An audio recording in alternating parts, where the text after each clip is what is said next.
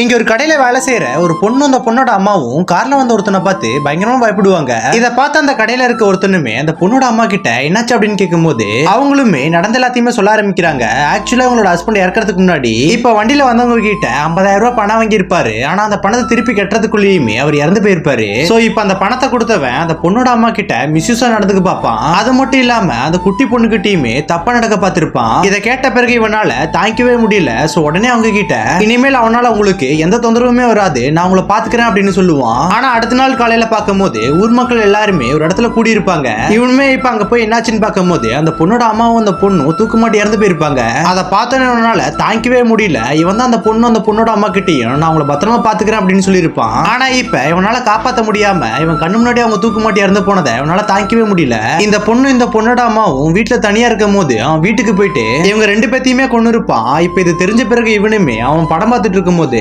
தியேட்டருக்கு போயிட்டு அந்த இடத்துல அவனை போட்டு பயங்கரமா அடிக்க ஆரம்பிக்கிறான். அவன் மேல இருக்க கோவத்துல அவனை தியேட்டருக்கு வெளியில இழுத்துட்டு வந்து பயங்கரமா அடிச்சிட்டு இருப்பான். அப்ப போலீஸ் வந்து இவங்க ரெண்டு பேத்தையுமே தடுத்து அந்த பொண்ணையும் அந்த பொண்ணோட அம்மாவையும் கொலை பண்ணவனுக்கு ஃபேவரா பேசுவாரு. என்னன்னு பார்த்தா பணத்துக்கு ஆசைப்பட்டு அந்த போலீஸும் சேர்ந்துதான் அவங்க ரெண்டு பேத்தையுமே கொண்டு இருப்பாரு. இப்ப இவனால ஒண்ணுமே பண்ண முடியாம அங்க இருந்து போயிருவான். ஆனா அந்த போலீஸும் அவனும் சும்மா இருக்காம இவன் காட்டுக்குள்ள தனியா போயிட்டு இருக்கும் போது இவனை கொல்ல பாப்பாங்க. பார்த்தா அந்த இடத்துக்கு இறந்து போன அந்த பொண்ணு ஆவியா வந்து உடம்புக்குள்ள போய் அவங்க ரெண்டு பேத்தையுமே கொண்டு வருவா. இந்த பொண்ணு பண்ணது சரியா தப்பான்னு கமல சொல்லிட்டு போங்க.